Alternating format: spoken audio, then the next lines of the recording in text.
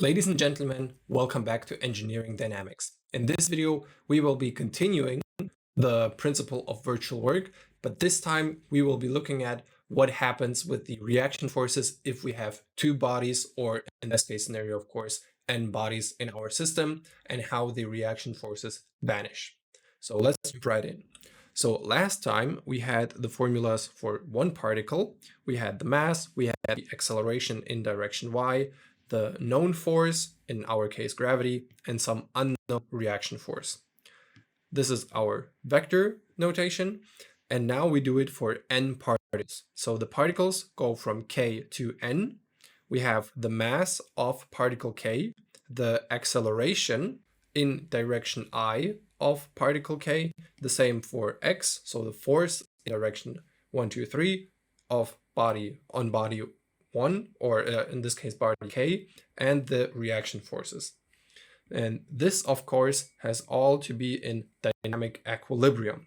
And now we do the same thing with that we did the last time, that we apply a virtual displacement. And the virtual displacement is now also delta uik. So I is the direction and body k is the body that we're looking at.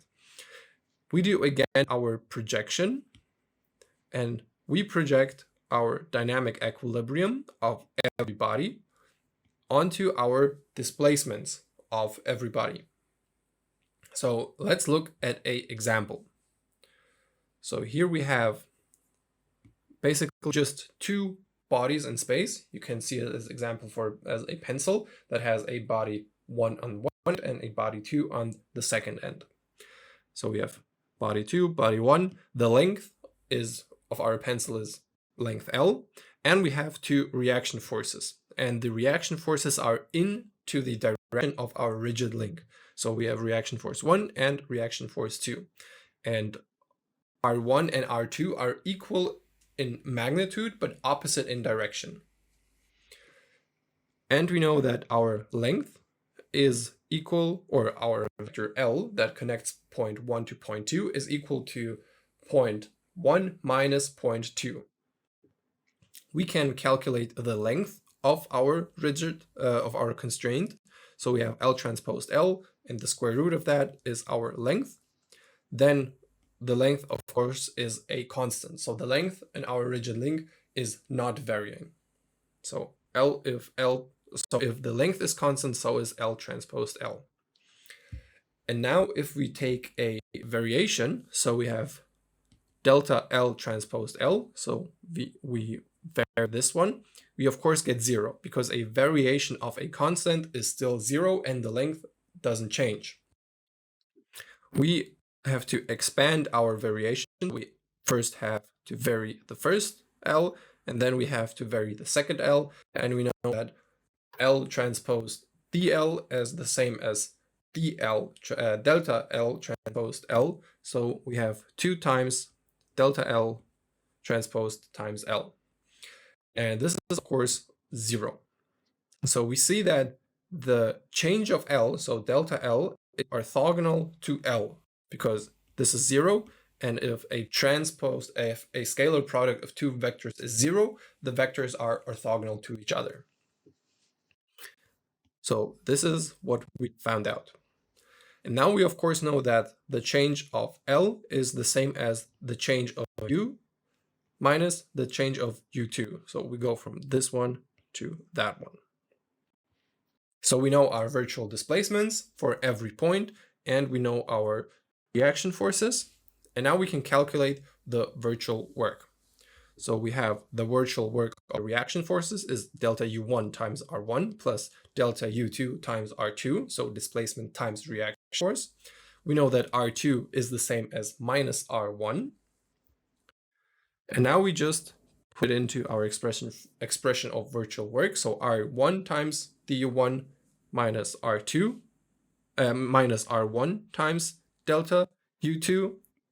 We factor out the R1, so we have R1 delta U1 minus delta U2, and we know that this expression is our change in L. So now we're left with R1 times delta L. But we know that our delta L is orthogonal to L, and L is in the same direction as R and R2. So delta L is orthogonal to our vector L. So it goes like this. This is our two mass system, L is going in this direction, and the reaction forces and L itself, so the vector L, are orthogonal to our virtual displacements. So in this case, the virtual work of the reaction forces is also zero. So the reaction forces do not contribute to the virtual work, even if we have multiple bodies that are connected with each other rigidly. Alternatively, you can find that out that, well, that's the same thing as we had before, R1 times delta U1 plus R2 delta U2. Extract the R1 and put it to the front.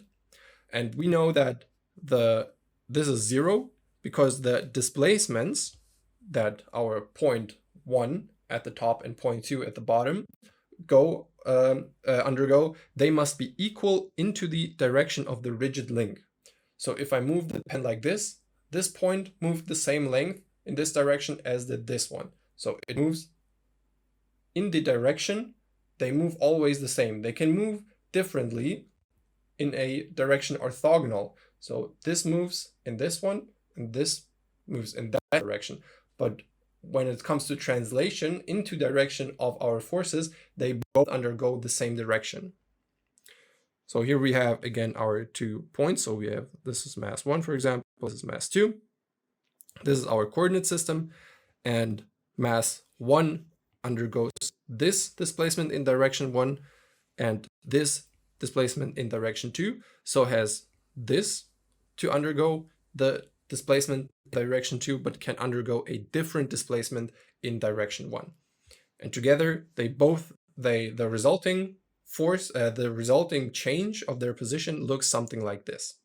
But still remember that this one and this one, so the length into the direction of our constraint is the same, the displacement in our direction of constraint. So here we have the reaction force. Let's say this is the reaction force 1. This is our change, so our delta U.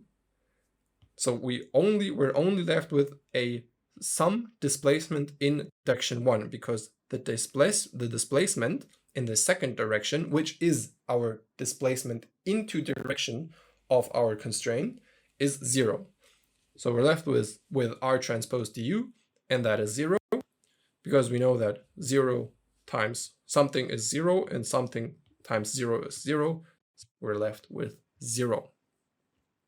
So if we look at our system again, we saw that in the last time, this was our reaction force, and this was orthogonal to that case.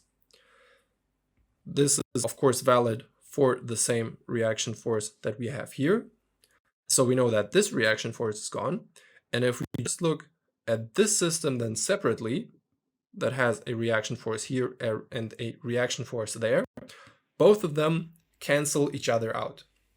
So even if we have multiple bodies that are rigidly connected to each other, and we say that they undergo a virtual displacement compatible with their constraint, so they are not shortening the pencil, for example, or not elongating the pencil, the virtual work of our reaction forces is 0, and we can just get rid of it. And this will help us, of course, then get the equations of motion in a more simple manner. I hope this video gave you a small introduction on how we are dealing with multiple bodies and the principle of virtual work, and you now understand that the reaction forces vanish even if we have multiple bodies. Thank you very much for your attention. If you have any questions, you can put them down in the comments, and I will do my best to answer them as quick as possible. Thank you again for your attention, and see you next time.